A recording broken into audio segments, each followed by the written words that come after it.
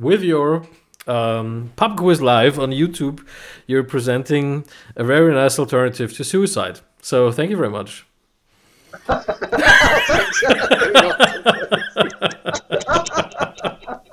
This beer they don't even make anymore. This Antoon Blonde.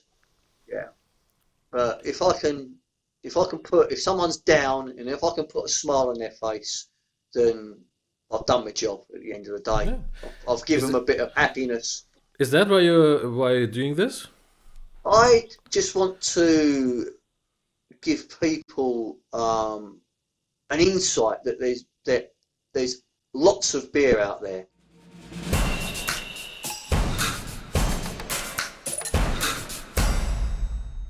It all started with me building this pub shed that I'm sitting in now. It's in my garden. It's a log cabin, and it's basically a pub that's influenced on my travels of going to Germany, Holland, Belgium, and it's got the old sort of Dutch brown bar theme to it, a little bit of sort of Bavarian influence, that sort of thing. And I built it. And one of my friends come round on the opening night. We actually had an opening night Oktoberfest in here, believe it or not. I put on the food, the pork knuckles, and the beer was flowing. And a lot of my friends had never had sort of German Oktoberfest beer before. We started talking, and they say, "Christ, you know a lot about beer. You should go on YouTube and start a channel." And I laughed at them. I literally laughed at them. They went, "No, you've got the studio here, your pub shed. And you know about beer, you should do it." So I bought a camera. I thought I'll give it a crack. I haven't looked back. And my channel, if anyone doesn't know it, is the Beer Hooligan. Yeah. Yeah. And the reason behind the name is it's all to do with the English drink culture, where the English tend to go out on holiday, drink as much cheap beer as they can down their throats, and then they want to cause a fight. And unfortunately, it's sort of like a dig at the English culture, because we are not all like that. We all, people like me, we prefer fine beer, as you know, if you watch my channel, some of the fine beers that I drink. Yeah. I don't want to drink what a lot of people in the EU say, especially the Germans, turn around and say, the crappy English beer you drink, and I've had many a conversation in a German bar with Germans saying your English beer is crap. And to be honest, they're right. They are 100% correct. I live in Essex in the UK. I actually live in a town called Braintree, famous for the Prodigy, because I grew up with the Prodigy. So for anyone that doesn't know where Braintree is, it's famous for the band The Prodigy, which most people know about or heard their music. So that's my little town in Essex. I now live in the centre of the town. I'm married. I've been married 15 years. We have no kids. I have a saying, life is what you make it. It's, I was very, very lucky that I had a good upbringing with my father, who sadly passed away last December. But he was the one that really probably influenced my love of the likes of Belgium, Netherlands, Germany, Luxembourg, and the cultures, the beers, and you sort of think about the influences they've had on me. Is I like a lot of German things. I drive German cars. We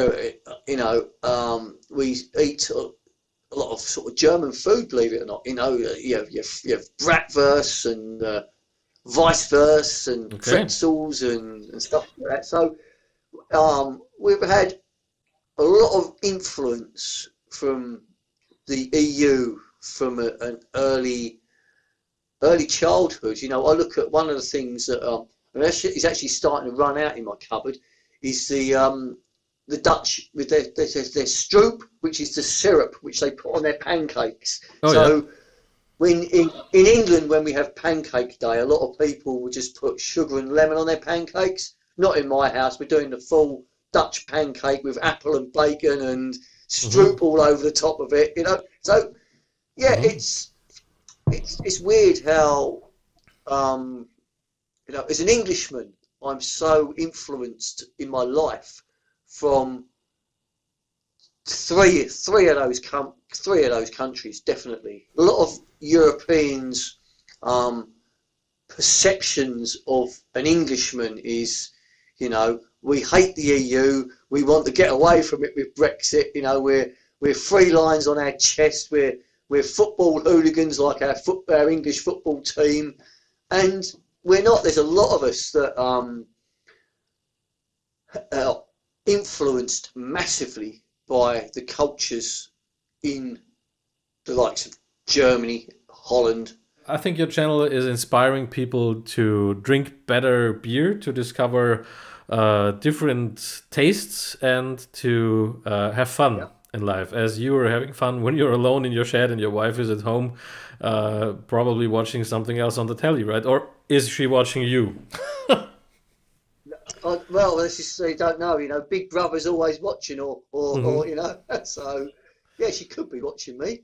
Now, Yeah. one of the things you say about you want to help inspire other people, right?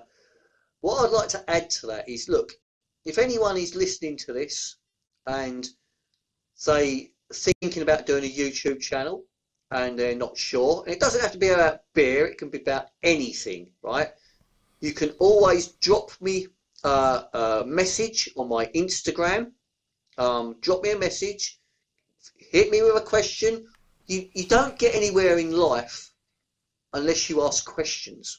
Why is beer such a creative drink? Why does it spark the creativity in us? What do you think? It lowers inhibitions, doesn't it? It makes you Yep. bolder. I used to do some work for funny enough, a TV company in the UK, and they had in their offices, they had a bar where at any time the staff who were writing these TV shows could just go to the bar at any time. They had a pool table and they could just go and have some beer, have a game of pool, a game of darts, because they looked at it as if while they're there, that they're getting inspiration for scenes in comedy shows and which they may not have thought of being not under the influence of alcohol. So Yeah. it's mad. I've been in offices of some English comedians who had offices in this building. And one particular comedian, he had on the wall, pinned to a corkboard, lots of beer mats with writing on. And when you read some of the writing on the beer mats, it was like things like bloke opposite wearing an orange jumper and he's got red socks on, So he's in a bar constantly while you're having a drink, making observations on people, taking tiny notes, looking for ideas to crack a joke. And when you sort of see something like that, it then puts, like you say, into perspective. It's great thinkers. It helps people think creatively. Doesn't help people think in reactions, as we all know, like with driving and stuff like that. But the creative thinker, lots of famous politicians liked to drink. One of the most famous politicians who used to drink an awful lot of beer and whiskey and champagne in the course of the day was Sir Winston Churchill. If I don't like champagne, I can't stand it. But I reckon someone should do a YouTube video where it's highly documented what Winston Churchill drunk on a daily basis. Okay, From the time he got up in the morning to the time he went to bed at night. And I think that would make a great video for someone to replicate Sir Winston Churchill's normal daytime drinking from the time he got up in the morning to the time he went to bed at night. And yeah, he was but they called him, didn't they?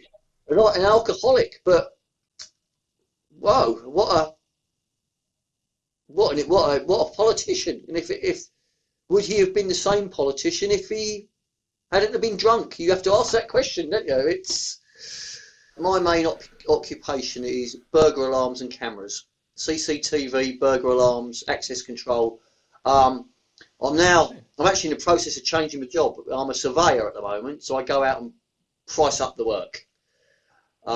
I'm now changing my role I've been headhunted by another company, even in the middle of this pandemic. I've been headhunted, and I'm starting actually in a week's time with a new company where I'm going to be what's called a business development manager, which basically is a step up the ladder from where I was previously. But I've worked my way up. I left school at 16 without any qualifications and becoming an electrician.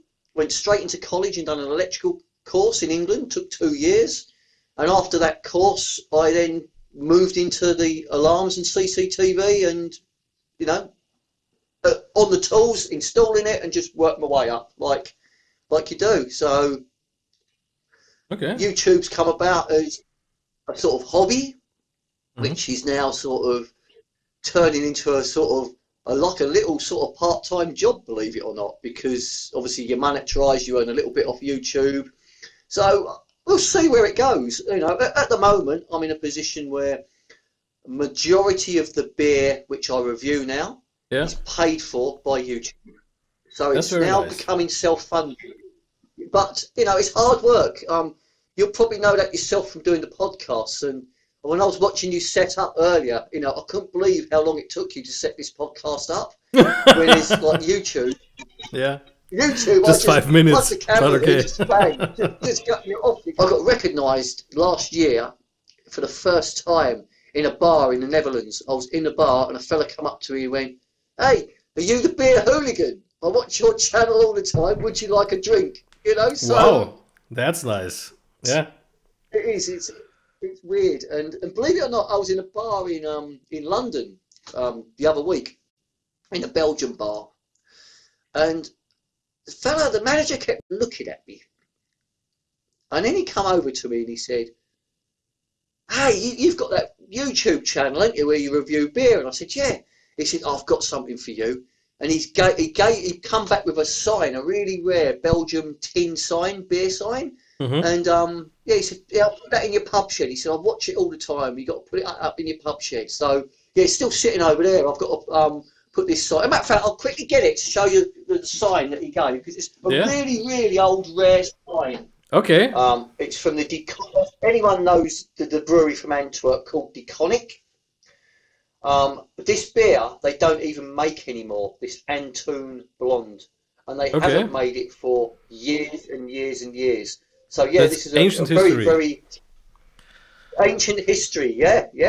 I've even had some of my Belgian friends turn around to me and say, "Where did you get that from? We can't get them in Belgium." It's so it's going to take pride and place somewhere in here when I find somewhere to put it. But this is what's happened with the channel. It's crazy. I never thought anything like this would happen. I never thought when I first started it I'd be doing a podcast for an Austrian TV channel. So there you go. It's And you never drink alone. Wherever you go in the world, it seems you have friends, and you just tell them. Yes. You just tell them via Twitter or via YouTube that you're going to the place, and maybe you have meetups as well. Well, if we survive Corona, of course. Yeah. Oh yes. And believe it or not, I've got bars that I go into. That I've been going into for years, various bars in Cologne, I think where else, Rottenburg, Oditauba. There's various bars that I've been going into years. Every time I walk in, they always recognise me. And especially now, it's like they now say, "How's the channel going?" That sort of thing, because they now know I've got the YouTube channel.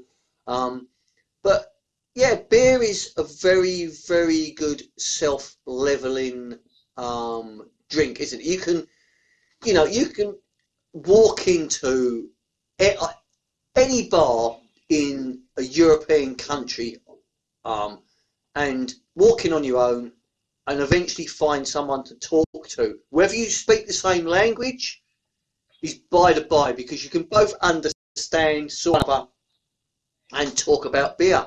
And And have a I thought about beer in the last few weeks, since I'm watching your channel more extensively, and for me it's a conclusion. Beer is such a common drink. Everybody drinks beer. Every culture, almost every culture, has their beer, and it seems so easy to produce, but it's also so sensible. it's you learn about beer all the time. You know, one of the styles that I learned about this year is the Eisbock, which is just south, but just near Nuremberg is the Schorschbrau, where they brew it, because they've just made a beer with Brewdog collaboration that is the strongest beer in the world at 57.8% ABV. What? And the little tiny 57. bottle, Okay.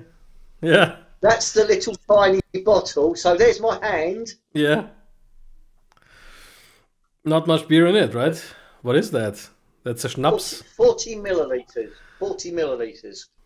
Mm-hmm. And what they do is they keep freezing the beer. An Eisbock is they keep freezing the beer, taking the ice out, which is obviously that's the water coming out of the beer, and it just gets concentrated down to this high ABV.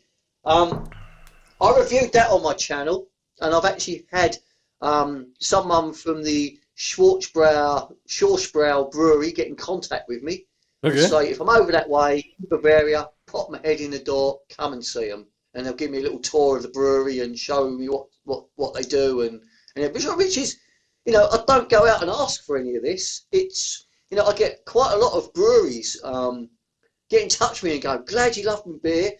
If you're down that way, because you like to go out to Germany, if you're down that way, pop in, see us, say hello, we'll take you around, we'll show you around. And yeah, it's fantastic. I just can't believe the appreciation of people and what they're prepared to do for you. You know, I'm only reviewing a bottle of your beer, but it's the gratitude and the thanks they offer at the end of it is absolutely fantastic. It really, really is. You know, I had some beer come from Belgium today, and from a drink centre that I use over there, or it's a little family-run business. He was telling me, and I mention them a lot on my YouTube channel. It's www.beeronweb.com.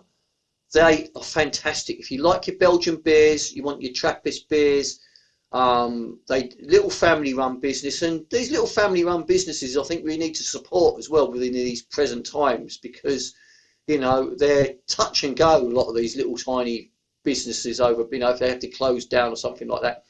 And he sent me an extra bottle of beer today in there with a note on it saying thank you so much for always mentioning us on your YouTube channel. And what you didn't have to do that at all, you know. It's just a little gesture like that, and it's amazing rewarding. how just reviewing beer and what you get out of it. And yeah, but 6 videos a week, it takes a lot of dedication to keep that going as well, while your day job keeps bringing the money in. What are your plans for the future? How do you grow your channel, and how could you live all of beer? Would you do that? How about your own brewery? Do you know what? I've always said at the start, when I got Mullet Tries, which I never thought would happen. I can't believe I've got nearly coming on for 3,000, nearly 3,000 subscribers now. I never thought that would ever happen. In the early days, I went, who's going to watch me reviewing beer? You know, probably a few mates. They're all going to take the mickey out of me down the pub, like going, you know that, mate. That's what you think. You're only going to get that social aspect of your mates, and that's it. and the way it's grown, and I don't know what the future holds, to be honest. I don't know. It's something I'm going to keep building. Don't get me wrong, if anyone watches it, it's not perfect what I do. You know, I haven't got, it's all my own production. It's a little bit raw around the edges, and you know, you work for a TV company, so you can see it's not professionally done, is it? You know, I'll be honest, it takes me about 5 or 6 minutes to edit a beer review. Yeah, that's because you know how to talk. On iMovie. Yeah. The content is well prepared, and you know what you're talking about, so that's why you don't have to edit it that much, I think. No, exactly. I don't do during the beer reviews. I stand at my bar, I do the introduction, we go into some music, I then sit down here, I do the beer review. That's it. There's no. I do have some notes in front of me because I don't think you can do any sort of review, especially when you talk about the history of beer, that sort of thing, without having notes in front of you. And when you think about it, all TV presenters have notes. They have auto cues. You know, no one really, a TV presenter, does anything blind nowadays, especially with how they've got to be careful what they can and can't say and stuff like that. It's all. Well, it depends. The UK subscribers tend to want me to review American IPAs, West Coast IPAs, New England IPAs, that sort of thing. You know, anything Sierra Nevada, as an example, and you get. The Germans like me to German beer because they're so proud of their German beer. They have many breweries, so many breweries in Germany. Yes, Germany. But the younger German people wanting the craft beer now. A lot of the younger generation of the Germans now are fed up with. You know, I was speaking to them in Cologne the last time I was in Cologne because they've opened up a Delirium cafe in Cologne. Well, it's no wonder. If you ask me, I was in Cologne a few months ago, and the beer selection there is not the best.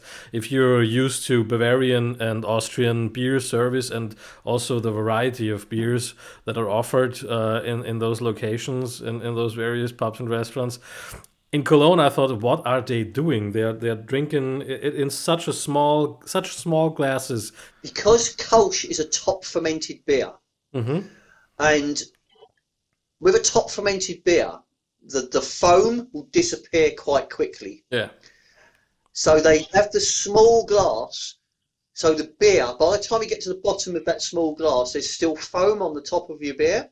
So the beer is still fresh. If you was to have a Kolsch in a half-litre jug, you know, like a Stein or something like that, you get 3/4 away or a quarter of the way, half away through it, and it'll be no foam on the top, and like you know, the Germans are very big on the foam on the tops of their beer. You know, you know, I can go into a German bar, and the amount of times I get asked, would you like it to pour it English style, or would you like it to be poured German style?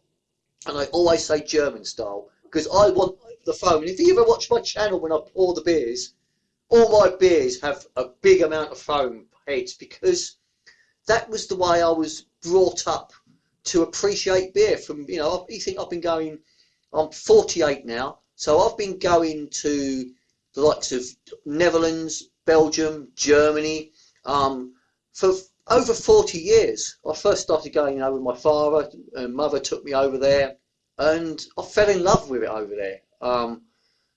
And, you know, I was first drinking beer in the Netherlands and in Germany and Belgium when I was about 12 years old. Okay, go and sit in a restaurant, and yeah, now it reminds you of your childhood days as well, right?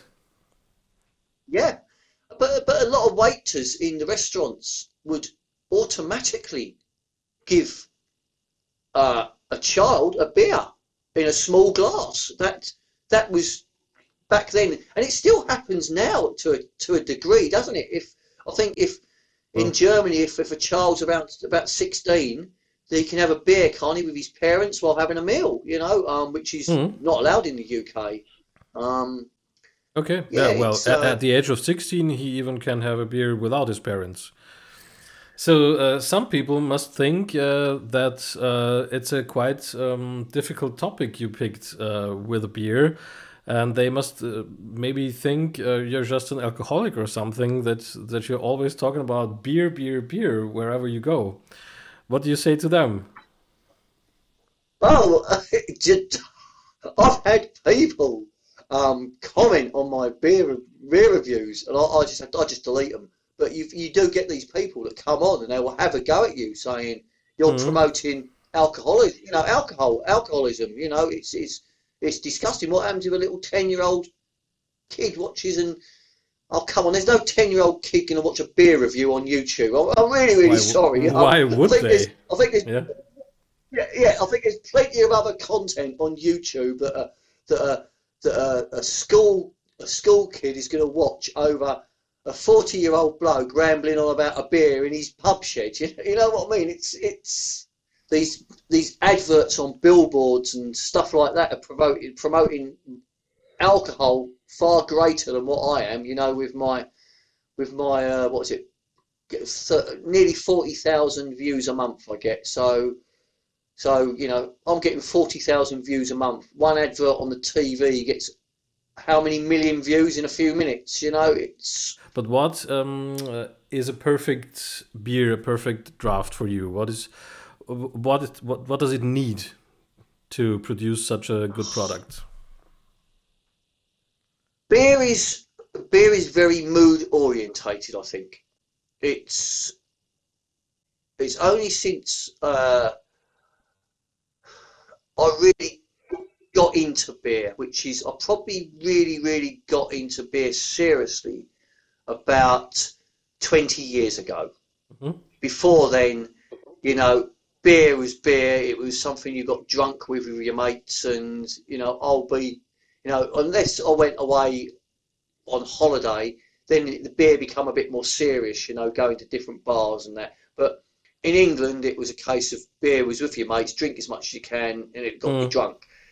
And then I started this. Then you started to get a lot of the English ale starting to appear into the pubs, different ales, different breweries, and it was like, oh, so that's when my perception of beer changed.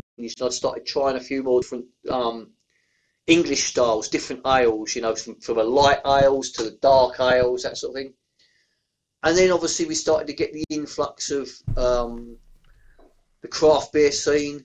We started to get a lot of EU beers, German beers, American beers start coming over to the UK, and it just sort of moved from there. But perfect beers, it's I spoke to someone who has a big whiskey collection, and I've got a few whiskies, and he said to me, his whiskey is very mood orientated. It can reflect your mood, what you drink, and beer is exactly the same. It beer is more so also by the weather.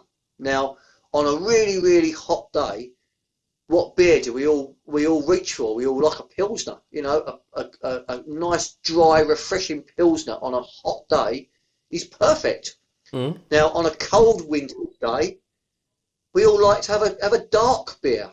Dark beer and cold winter's nights go hand in hand. So it could be like a Dunkelweiss, um, you know, some of the Bamberg smoked beer, but, you know, Extrenkirchen, the smoked beer. But I found I was over there in this last summer in Bamberg, and I'm sitting at a table, blazing hot day, and I was looking about what beer I was going to order. Mhm. And this German gentleman said, "Excuse me, sir," he said, "I would recommend having the Marsan." And I looked at him and went, "What, the Marsan?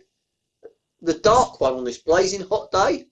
And he said, "Seriously," he said, "you will find it so refreshing." Oh my word, was he right? The ex-Slinkerla Marsan on a blazing hot day, it was really refreshing. Something like Mhm. you say, you learn all the time, and my perfect beer in the world. What's your And I've said this favorite? many times. Yeah. my favourite. I'll pull out a bottle now, actually. And does your favorite change over time as well? Like with me, for example, I tend to change my favorites a little bit. I could be going biased here, right? But the best beer in the world comes from Belgium. It Okay. comes from St. Sixtus Abbey, which is famous for the West Vleteren range of beers. Now, this is a bottle of West Vleteren 12. This is how it comes. There is no label. Mystery. All the information, if I can get it in front of the camera, where's it? Is Here on, we on go. the. All the information is on the cap. So it's got the date, Trappist West Vleteren, it's the 12. This is considered to be the best beer in the world, and I agree 100%. It is the best beer in the world. It's a quadruple, so it's a dark Belgian beer. It's tastes of dark fruits, chocolates. It's smooth. It's creamy. It ages well, so you can age this bottle, like they say 2 years, but I know people that will age this beer for 5, 6, 7 years, and it just gets better. So yes, you know, a lot of people consider this to be the best in the world. I agree with them. Some people will say that it's not, but that's all subjective opinion at the end of the day. Very good Why beer. would you be biased? Are they sending it to you for free? No, not at all. Not at all. Do you know how much that cost me a bottle? No, That how cost much? me about €10.5 a bottle. No. Oh my God! What is in Yes. there? Pure Yes. gold. To get it into the UK. Now, to get hold of that beer, if you live in Belgium, you can buy it for about €3 a bottle from the Abbey. But you have to order crates of 24, and I think you have to order 3 crates at a time. And once you place your order and pay for it, they then tell you, right, your beer is ready at, like, in 2 weeks' time from now, on a Thursday at 4 o'clock in the afternoon. And if you don't turn up at 4 o'clock in the afternoon to collect your beer, then it's, oh dear, you ain't got your beer. That's how sort of exclusive it is. So, so people get hold of the beer and then they sell it on at a profit. That's how it is. It's supply and demand. Now, a very, very good beer that I just had recently, which, okay, I've paid €8 for this bottle. Ooh, okay. This is the famous Chimay, which a lot of people know, the Chimay Trappist beer. This is their barrel aged series. It's a 37.5ml bottle. It's a Chimay that's aged in barrels. Oh my word, it was fantastic. Looks great. It was really, really good. That's how I was surprised. This is the best Chimay I've ever had. So, like you say, it's subjective. It could be a time when there might be a better beer than the West Vleteren. I might not have discovered it yet. And what's your favorite kind of hard. beer?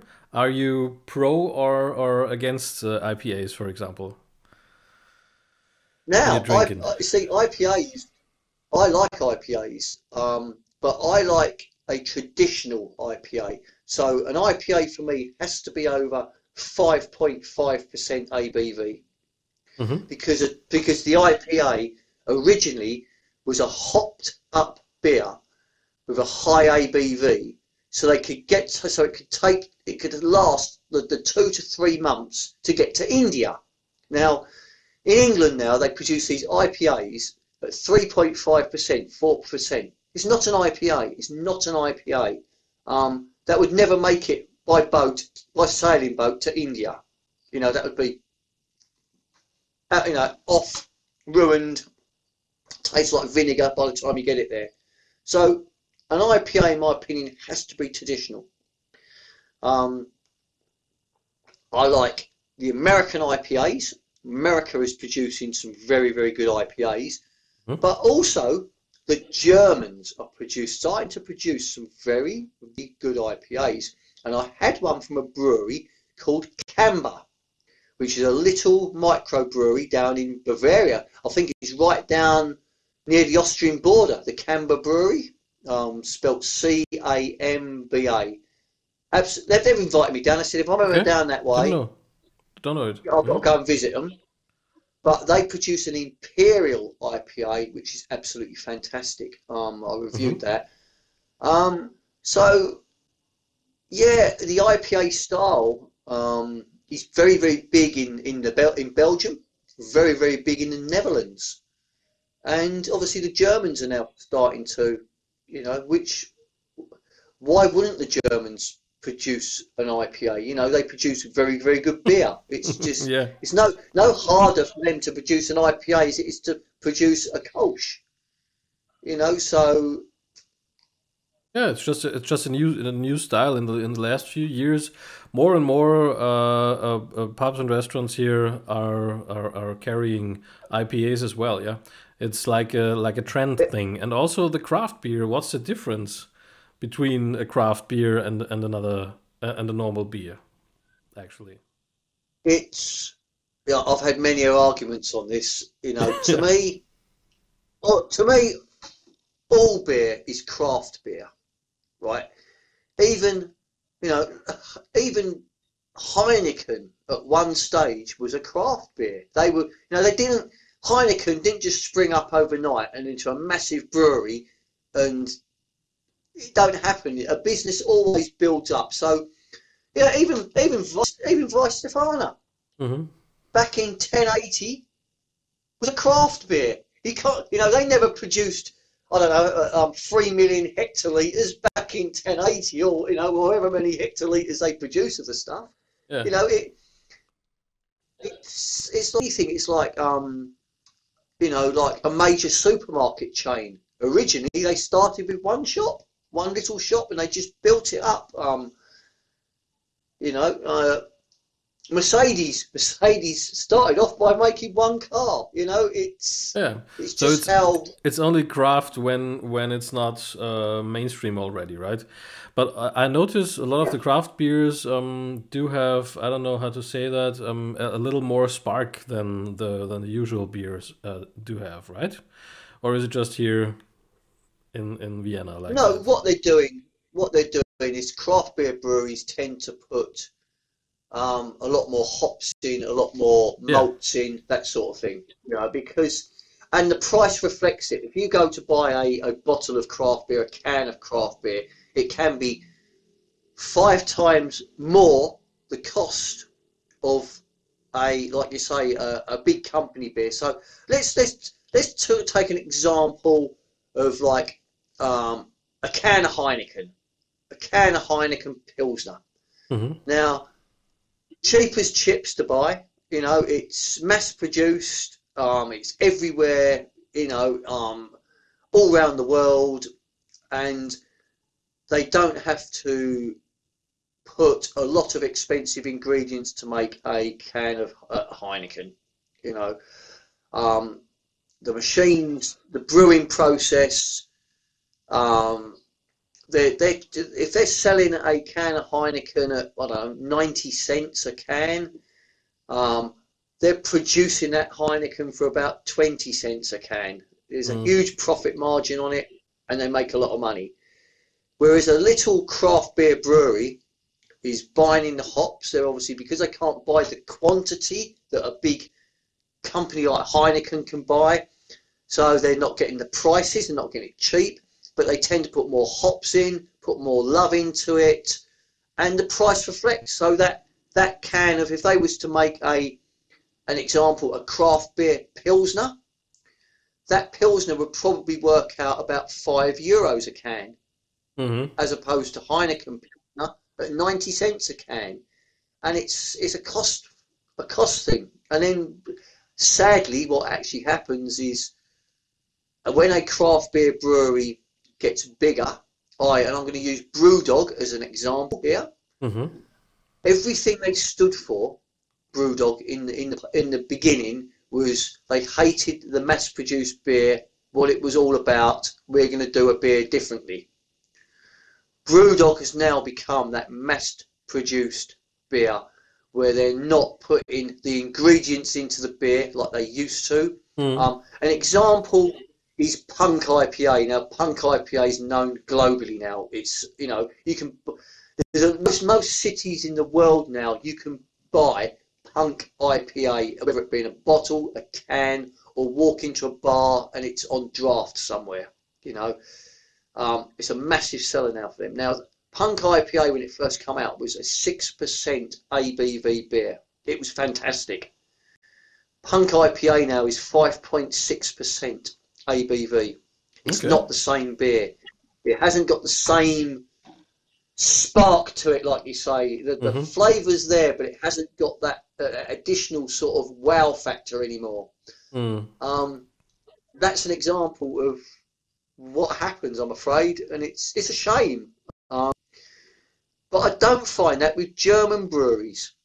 You know, you think of how many hectolitres of beer that this lot sells. It's still the same beer as it's still the same. It's still the same quality as well, right? Yes, they haven't cut no corners. Yeah, Augustiner Brau, another one. You look at, I could just list German breweries all day long. That, you know, fantastic beers. Augustiner Edelstoff is very good, right? Edelstoff. Yes. Yeah. That Augustiner is probably, out of the German breweries, my most sort of favourite sort of Helles type beer, lager type beer. Augustiner Brau is definitely my favourite out of the Munich Big Six, which is, you've got, you know, your Augustiner Brau, your Lowenbrau, Paulaner, Spartan, Hackeshaw, and Hofbrau. Augustiner Brau is my favourite brewery out of the Big Six, probably followed by Lowenbrau, believe it or not. Lowenbrau I have a lot of sentiment with, and that's because Lowenbrau was a beer from my youth in the UK. The same as Tuborg from Denmark was a beer from my youth in the UK. But yeah, it's interesting. It's interesting how the cultures are going with the beers. You know, so the Belgians are sort of more doing craft beer, but they're doing their own Belgium craft beer, which is sort of their own Belgian beers styles, but making them a little bit crafty, if you know what I mean. Whereas the Netherlands take influences from Belgium, the UK, Germany, and are producing the craft beers around those. The Germans are tending to leave their core beers as they are, so they're not trying to do a craft Kolsch, they're not trying to do a craft Weizen or a craft Marzen or anything like that. They're tending to take IPAs. IPAs is the one that they're moving on the craft industry with.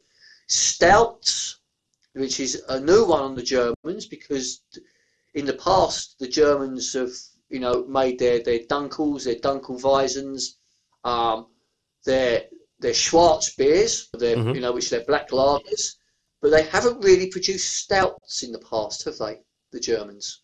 Yeah, okay. And that's a style which they're starting to do. Your Russian Imperial stouts. So they're starting to mess around with IPAs and stouts, but I think that's a good thing, that they're leaving their core beers alone. The only one they're tending to mess around with in the craft side is the Keller beer, which is the unfiltered beer. When you think about a Keller beer, a lot of these craft beers, these IPAs and stuff, but the Germans have been doing that for years with the Keller beer. So yeah, it's interesting the way you know, it's evolving. You've got Scandinavian countries. The Scandinavian countries are having a massive influence on craft beer at the moment. So you've got, you know, people like Mikkeller, very good brewery, trying a lot of styles. The other style that gets influenced a lot from the German side is the Berliner Weisses is introduced into the craft beer side, and obviously the Gosens from all the way over from sort of Leipzig way, which is, as you know, a Gosen is not part of the Reinheitsgebot because of it's not true to the ingredients. Okay. They add lactose to it, you see. So, yeah, it's mad how the beer is evolving and where we're going with it. And obviously it's happening in Austria. Austria's getting some now to the craft beers. So what are you drinking now? The same. Oh yeah, it's the same. It's the same. I have 2 trays of that. There's a lot of breweries in Bavaria, isn't there? There's so many breweries in Bavaria. It's unbelievable. I like in. Do you have another Germany, one or not? I'm just on this at the minute. Oh, I've got another 3 to review after I've got to take it. So prost anyway. So okay, yeah, bro. Bavaria is probably one of my most favourite areas of Germany. Bavaria. Mm-hmm. My favourite city has to be Cologne. Believe it or not, I do like Cologne. I like the lifestyle in Cologne. I like the way that the whole city revolves around Kolsch. You know, they're very, very proud of that drink, and it just the culture I like is you turn up at a bar, you turn up at a restaurant, and they automatically put a glass of Kolsch down in front of you. No, you don't have to ask. You don't have to ask for a beer. They just automatically. You sit there. You are here to drink a Kolsch. You know, and the waiters with the big trays of it, they just keep putting it down all the time, don't they? It's an experience for anyone that's not been to Cologne. Yeah. Go for the experience. But they have lots of glasses to wash. Yes, they do. Yes. And the barrels, if you notice in the places, they're only little tiny barrels as well that it comes in. So they're forever getting through them barrels, especially if you go into places like into Frau, and sit inside there and watch how fast they get through them barrels. It's amazing. The quantity of beer that I get through in the course of an evening. I did have one waiter tell me that it's nothing for him to get through 300 odd barrels in an evening of Kolsch, and that's a lot of beer. Yeah, it's you know, and you look at some of them waiters. I was speaking to one of them. He'd been doing the job 35 years. 35 years, just carrying them trays of Kolsch round, you know. And I said, you know, what, do you make a good living at this? And he said, yes, they make a very, very good living. You know, just delivering beer. It's the tips and you know they get and and they get. But I think they get a bonus for how much beer they ship out as well. So okay, that's nice. Every beer, if you notice, every beer they got like a money thing there, but it's not money; it's some coins. So every beer they ship out around the tables, they put in their slot a coin, and at the end of the night, the owners can then count up how many beers that each waiter has served up in the course of an evening. So there obviously must be an additional bonus scheme there as well over, you know, you hit like, I don't know, I wouldn't be surprised if one of them waiters serves up 5,000 beers in a busy evening, no problem. Because them trays have got like 100 a time, some of them trays, haven't they? It's amazing. I've got English people that have seen this on a supermarket shelf and walked past it, never put it in their trolley, until they've seen me review it and praise it up, that they now pick this off the shelf of the supermarket and put it in their trolley. Well, I've done something right there, haven't I? I've introduced a person or people to a beer that they would never have probably tried in their life. They've seen me review it, seen me praise it up and thought, I'm going to give that a try. And that's all I want to do is to help people maybe try a beer that they may have never tried before or had no intention of ever trying because they didn't know anything about it. And they thought, oh, I don't want to try that in case I don't like it. I don't want to pay the money for it in case I don't like it.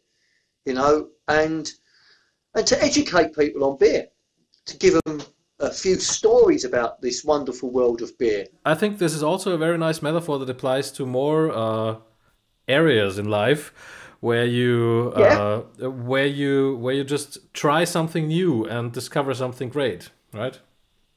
Yeah, you know, and don't get me wrong, it's hard work doing a beer channel, right? It's not like, you know, if I was to suddenly get the latest iPhone, take it out its box and give it a review, you are going to go and get X amount, hundreds of thousands of views by people.